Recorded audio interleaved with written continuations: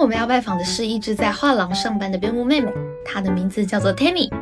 听说 Tammy 不但能够担任画廊导览员的角色，还能够感知顾客的情绪哦。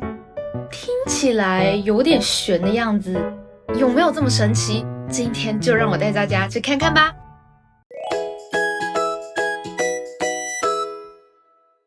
Hello， 欢迎回来盟主忙很多，我是 Bree。今天呢，我们邀请到188，他是一位画廊的老板。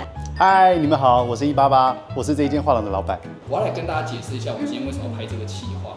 因为我会在脸书上面发文征求可以被拍摄的狗狗，然后我跟188的老婆是连友，然后当我发这个讯息的时候，他老婆是第一个来联系我的，然后他说他们家有一只非常神奇的狗狗，而且他的口气非常大，他是说他在画廊上，对，然后追问他非常多细节之后，他给我的回答都非常的玄学，就是比如说他能够感知客人的情绪。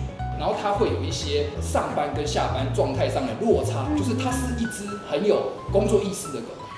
那到底多悬多神奇？那我们现在欢迎他出来吗？好 ，Tammy，come on， 嘿嘿，出来了。他平常就是我们客人来这边的时候，就会直接那边 stand by， 然后到处巡逻去看看场地。Tammy，come on， 不是找我啦，因为他比较黏我一点。对，他翻肚肚了。翻肚肚，它是代表说信任你。信任你。因为肚子是狗狗最脆弱的地方嘛。我们可以准备工作了吗？不想。好了，那我们开始导览好不好？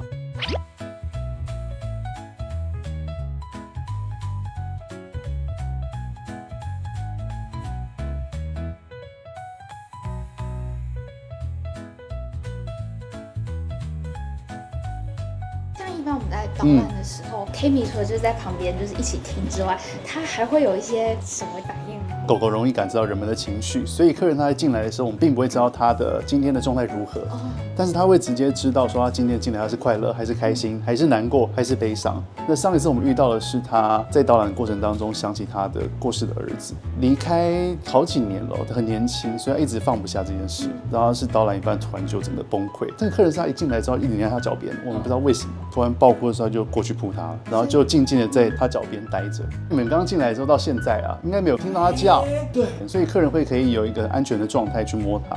来，你现在转过去对他来一个热情的。他耳朵动了一下。完了，你已经骗过他了，他太聪明了。Come on， Tammy， 来。他就是爱你，其实。对，他需要互动。Tammy， 来走，我们继续走。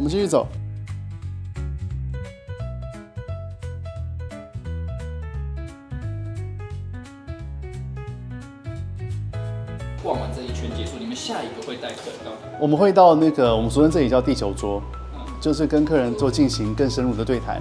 比如说他刚刚在看画的过程当中，他有什么样的想法，然后他或者是说有哪些勾起他可能心中的回忆，那我们就要去听他分享，然后同步也会让狗狗一起参与。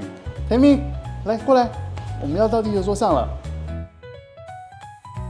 一般 Tammy 他来到地球桌，他就是基本上会是这样的状态。对啊，因为其实像前面我们刚刚导览完毕之后，他可能走完导览流程，他回到桌子上，他就会决定说要不要待在客人旁边，然后继续陪伴他。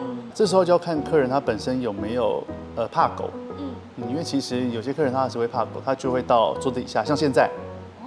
他就保持距离，跟客人保持距离，让客人待在一个比较舒服的环境。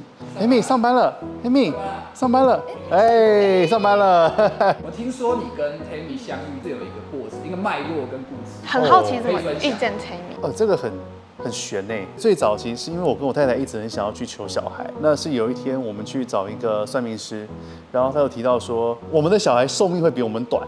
然后第二个是他要说要尊重他的选择，听完之后我就放在心里嘛，就想说好吧，如果真的这样子，那来了我们也接受，反正就看怎么去爱他。这个事件过完后2周，我太太梦到他2次，那个故事我只记得2个轮廓，一个是从桌子底下一个视角往上看，然后眼里是看着我们一家人。然后第2次的梦是他提到说他想要来体验我们的生活。我太太跟我讲在梦中的时候，她说那个视角很像狗狗，但我想说。小孩也有可能，因为都趴在地板上嘛。在2周之后，那天早上是我在滑那个脸书的演算法，突然跳出来全身有1胎4只，它其中1只。那怎么就是找到 Tammy 的？刚出生会长得差不多，但会有些许不同。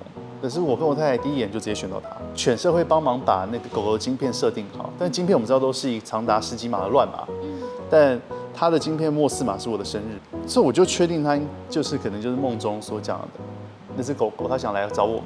我们在事前就先做一些功课，比如说一般饲主会面临到养边境，我们会主观认为它活动力很大啊，然后一天要跑10公里啊，我心想说一天走不到3公里，要跑10公里。那确实它会需要很大的运动量吗1岁前真的需要，可是后面因为我们先设定几个目标是，我不希望它会一个人在家里等很久，因为我们的工作条件是可以带狗，所以这就是为什么 Tammy 她现在来到艺术银行上班。对，就完全解决了他看不到主人这件事情。那因为白天上班工作量真的蛮重，要陪伴人啊，然后就算哪怕今天待在这边没事干，我觉得都是一个体力活。他的工作要输出非常大量的情绪，那个共感是最累的，在那个当下就很像我们跟别人相处的时候，就完全把别人接住，那个很费力。因为我们有一次是比较现实，跟他们说起来吵，那我们在就是他讲到这，我变好处理的。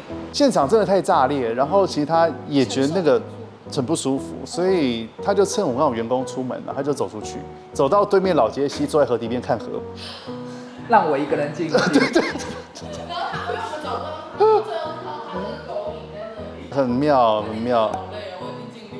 拍摄下来，你有什么感想吗？有没有对边牧的感觉？